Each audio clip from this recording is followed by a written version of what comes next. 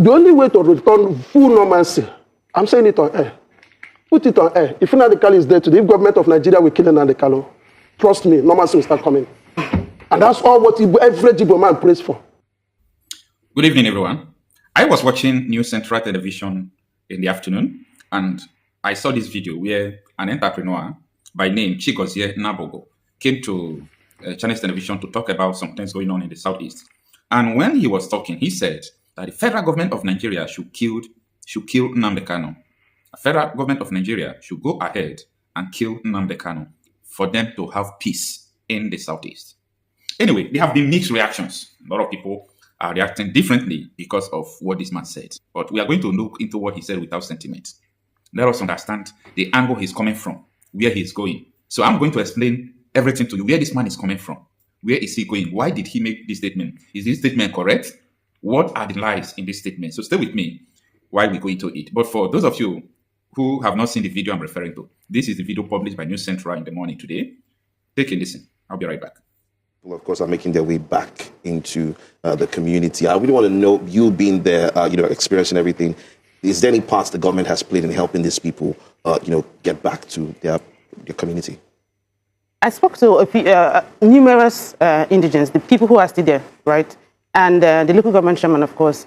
And I was meant to understand that despite the fact that the Imo State government is trying all they can, but I don't think all they are doing now is enough. Why I'm saying this is because you still see that people are visibly still in fear. When I say in fear, their lives are still not safe. They tell you themselves that forget what you hear them, the government say on camera or on press conferences. We living in this community, we are not safe, not yet. So that tells you, even seeing it firsthand, I can tell you categorically that what I saw, or what we saw, myself and the team that went down there, to an extent, it has been curtailed. That I'll give to them. But is it safe yet? Safe enough to live, go back to normalcy, living their normal lives? That is a no. All right, regarding to that, yes, I concur with her. Let me be sincere with you. That's the last level we want to talk about now. The only way to return full normalcy, I'm saying it on air, if you watch the system the whole thing is going, the time they arrested Nnamdi, it was like up and down, up and down. Yeah. The time they arrested Simeon Ekpa, it cut to 50%. The time that Nnamdi was convicted, it reduced to 10%. That's what we are battling now. Put it on air. If Nnamdi is there today, if government of Nigeria will kill Nnamdi, trust me, normalcy will start coming. And that's all what every Igbo man prays for. Now again, for you to concur to what you're saying, government cannot do it all. And that's why I'm agitating again. If we know where our problem is coming, we can find the solution. Our problem is simply coming from the brainwash, the hate speech. I want all these organizations in Nigeria that have say, the Catholic bishops, the Pentecostal pastors, the educated ones, let us come on air and educate our people the consequences of what we are doing. That is the only way they will shift. Military are not the Holy Spirit that is everywhere. Right. See, today, bombs still kill people in my community. Have the military not done enough to extradite the mines in the land? They have done a lot, but they plant again. Did you understand? So the only means for us to get this thing done is let every Igbo man know the truth and stand by the truth. All right. This is what this man said. And as I said before, his name is Chigozie Nnabugwu, Mr. Chigozie Nnabugwu. He said this is what an average Igbo man is praying for them to kill Nnamdi. That is what average Igbo man is praying for. Now, first and foremost, who is this man? This man, I just mentioned his name. He's an entrepreneur and a businessman to say. The first question I want to put to you is this. If you know this man's business, you understand what he does. The question I want to ask is, what favor is he asking the federal government? There is a favor he's requesting from a certain people who wants Nnamdi dead. There is a favor he's requesting for people who are the enemy of the East. Let me put it in this way. There is a favor he's requesting from them. You understand? Now, someone cannot come out on the TV station and said the federal government of Nigeria should go and kill somebody. He don't even know that what he's saying is a crime. It's a crime itself. Like, his statement is a crime. By saying that he did not even say the government. He said they should kill Nnamdi. If Nnamdi will be dead today, he's calling for the killing of Nnamdi. And probably he didn't say how they will kill him. Be watchful because you may not understand what I'm saying. They might even send someone to go and poison him in the prison. Before this man came to New Central Television to say something like this on the air, what about the things they have said in the back that nobody's hearing? These people are planning to kill Nnamdi Kanu. They are planning to kill him. He said that when they poison him or anything, they could say, oh, there is a jailbreak, something like that. And during the crossfire, they shot 3 inmates dead. And among them is Nnamdi Kanu. Do you understand? They can frame anything they want to frame just to kill Nnamdi Kanu. Don't take this thing lightly. Now, let us go to his allegation. Let us analyze his allegation. He said that the insecurity in the Southeast started when Nnamdi Kanu formed this ESN and all those things. That is number one, totally. And I don't know the adjective I want to use to qualify. I will use to qualify the lie that this man is putting out there. The insecurity in the South. In fact, the first person I hear about the insecurity in the Southeast was even David Umahi. It was David Umahi that even convinced me that the Fulanis were killing people in the Southeast. Not even Nnamdi Kanu that convinced me. It was David Umahi. When he was the governor of Ebonyi State, even the white people he brought to Ebonyi State, he said Fulani people kidnapped, all these bandits kidnapped the man, and so on and so forth. So, you see what happened in the Southeast. I followed it right from time. Okay, I followed it. You see that side of Ehamofu in Enugu Suzo, right from time, even before Peter Mbah, even before the governor that handed over Peter Mbah, his successor again. A lot of people, a lot of governors who came before them, they could not challenge the Fulani militia who have they say in this area. And as I speak to you today, the insecurity still persists like that. I'm coming, just stay with me. Then, these are the things that prompted the formation of security outfit. The Southwest governors, because it was not only happening in the Southeast too. These Fulanis, they invaded both the Igbo land, Yoruba land. You understand? Then, the Yoruba people formed what they call Amotokun, the later Kerodolu, the former governor of, is it Ondo State, right? He now formed Amotokun. What did the Southeasterners did? Nothing. They didn't do anything. They were raping murders, killing people. They didn't do anything. Nnamdi Kanu, as a leader, stepped up to form a vigilante group called Eastern Security Network. And he said that they will make sure that governors of each state will now pass legislation to legalize it. They now have meeting with all these people I mentioned, and hope they are not them.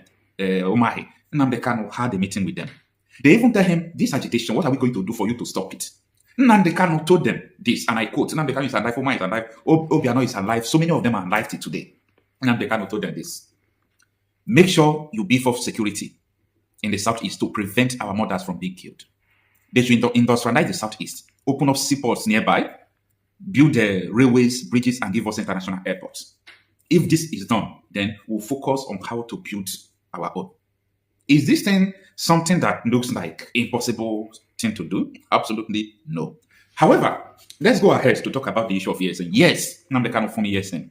Yes, they were carrying pump passion. They took pictures. They started walking. They went to the bushes. They were securing everywhere. Something went wrong. Something went wrong. Now, this thing I'm going to say, Hope Uzodinma, thank God he's still alive. You know why I'm calling names and telling you that people are alive? So that you can call them and ask them. Or you can walk to their office and show them the video and say, this is what this guy is saying. Is it true or not? Hope Uzodinma knew. He understood that he knows the whole politicians that these people they could name them ESN because now they can already set up a security outfit. So these people now started sponsoring a splinter group. They called it ESN as well. They arm them. They do all sorts of things. Hope Uzodinma could not hold it because Hope Uzodinma have his own people again as a governor. You understand? So Hope Uzodinma could not hold it. He started saying that this insecurity in Osun, in Okigwe, in here is not IPOP people. No, this is a politics of insecurity, politics of hatred. It is we, our politicians, we that are sponsoring these people. A governor could not hold it. He had to confess. I'm telling you this because no one is going to tell you this. You understand? These people are calling the Hope Uzodinma is still alive. All these people, in fact, if police even arrest them, police will arrest them like this. Before you know, they call them IPOP people. Before you know, you call them IPOP people. And I was telling people then that these people are not totally IPOP. They are not just all about IPOP. I am not here to defend anybody. I'm not here to defend anybody. I'm just here to tell you the truth. That anybody who is coming out to say that they should kill Marcel Nnamdi Kanu, the person has been contracted. The person is seeking for a favor. And that is just the life of these people called businessmen, especially in the Southeast. Some of them, not most of them, some of them. Like if they have an interest and they want a favor, they are ready to sell their brother. They are ready to kill you itself to do what they want to do. This statement is not coming from a genuine and sincere heart. There is a motive behind this statement. Now, when they arrested Nnamdi Kanu, I asked a question. Arresting this man, if this man is the problem, when he was in DSS custody, incommunicado, even with his lawyers, the insecurity in Southeast would have ended if he is the cause, if he is the problem. Now, look at where they took him to, Sokoto. Can you tell me that someone in Sokoto is still controlling insecurity in the Southeast? Are you dumb? Oh, you might say that, it is the people he created before he was arrested or he was kidnapped or he was convicted. No matter the way you put it, you may say that it is the people he put down. And I want to tell you something in case you don't know this. There is no insecurity in Nigeria that can last for 1 month if the government hand is not in it. No insecurity in Nigeria. Boko Haram, the people they call bandits, the terrorists they call bandits. You saw these people they call Yesen, all these people. I said no person, all this insecurity, what they call the terrorist group in Nigeria that could last, that could succeed in Nigeria for 10 good days, not even 1 month, if the government hand is not in it. I am telling you this because let me tell you, if for example now, the federal government want to get you today, no matter where you are in Nigeria, they will get you. They will get you. No, in fact, don't use phone, don't use anything, they will get you. For you to understand how sophisticated these people are, when they wanted Kanu, they did not get him from Nigeria. So for you to come out to say that Nnamdi Kanu in prison, that his death is going to restore peace to the Southeast, you are not just delusional. You are seeking for a favor. There is someone you met, you are trying to broker business, like you want to use Nnamdi Kanu to do business. That is the reason why you are saying it, because I do not see any reason why. No, I do not see it. Now, the insecurity that made you people to kidnap Nnamdi Kanu, sentencing, has it ended? Absolutely no. And I'm still warning people, if Nnamdi Kanu is from Yoruba land, all this insecurity going on, they will say it is IPOP. Now, last 3 months, Nigerian police force released a memo, which I said that is not true. They said the ESN wanted to kidnap school children, but they have said they bust the intelligence. I said that is not true. ISWAP has been kidnapping school children affiliated with Al-Qaeda all over Nigeria in a move to stop Western education, which they said is prohibited. And Southeast was not exempted. They were captured in Delta State. The people captured wearing ESN. You understand? They were captured in Southwest. They have been kidnapping from here and there. Imagine if that kidnapping succeeded and it happened that they kidnapped those people. They would say it was ESN. Do you people now understand how they always put something on ESN? Nigeria is under siege of these jihadists who want to overthrow the Nigerian government, establish an Islamic state to form Sharia-backed Islamic state, a state that will be controlled by Sharia. We have been saying this time with that number. So anybody coming out to tell you all this insecurity are persisting because people in government, one way or the other, are sponsoring them. You may ask me, Okocha, how can government sponsor insecurity and government is still fighting insecurity? That is because you don't understand about insecurity and you don't know Nigeria. This man, is it Prince Adeyemi, the man with a fake office, fake portfolio, fake ministry saga? That man, let me tell you, is it not government that arrested him? Is it not government that do the budget for him? Is it not government that gave him office? Are you people dumb? Government gave him office, put in budget, gave him up to 300 staffs, paying him. See, this is not a scam. It's not a scam. It was government that did it. But something went wrong. Government still arrested him. So that is to tell you how these people also support terrorism. Then they can still fight it, the thing they create, because there is no how. Let me put it plain for you. Let me just put it plain. And that is why the case of that man, Prince Adeyemi, the case we know, everybody should watch the case. You will not hear about the case. Time to come. You will not hear about the case again. Because how can you judge someone you gave office? Someone you gave budget of 1 billion. Senate approved it. House look at it. Presidency saw it and signed it. You said it is a fake agency. Are you dumb? Are you dumb? The man that you gave appointment letter, you gave office in federal secretariat. Like, how does you people think? This is the same they do with insecurity. Sponsor insecurity for their own motive. Then if the thing did not go well, they can even kill the terrorists they are using. Was it not someone who from Boko Haram that is campaigning for Tinubu now, who is a political godfather to Kassi Shettima, your vice president? Like, this man have the courage to come out to use Nnamdi Kanu's life for business? Anyway, this is the reality about the issue of insecurity in the Southeast. You know, a lot of things may have gone wrong, but this is just the core truth and reality about it. But nobody is even talking about how all these things started. Even from the foundation when Nnamdi Kanu started using Radio Biafra, because I believe after they formed Radio Biafra, before Nnamdi Kanu started using it, something like that. That time, when he started using Radio Biafra, I believe that the major problem that pushed Nnamdi Kanu to that mic is when Boko Haram gave ultimatum, because the thing started at the same time. Boko Haram gave ultimatum that the whole Christians should leave from northern Nigeria. Go and check UN. UN have to sit when they were bombing churches. The person that sent this Boko Haram is still alive, campaigning for Tinubu. Are you people dumb?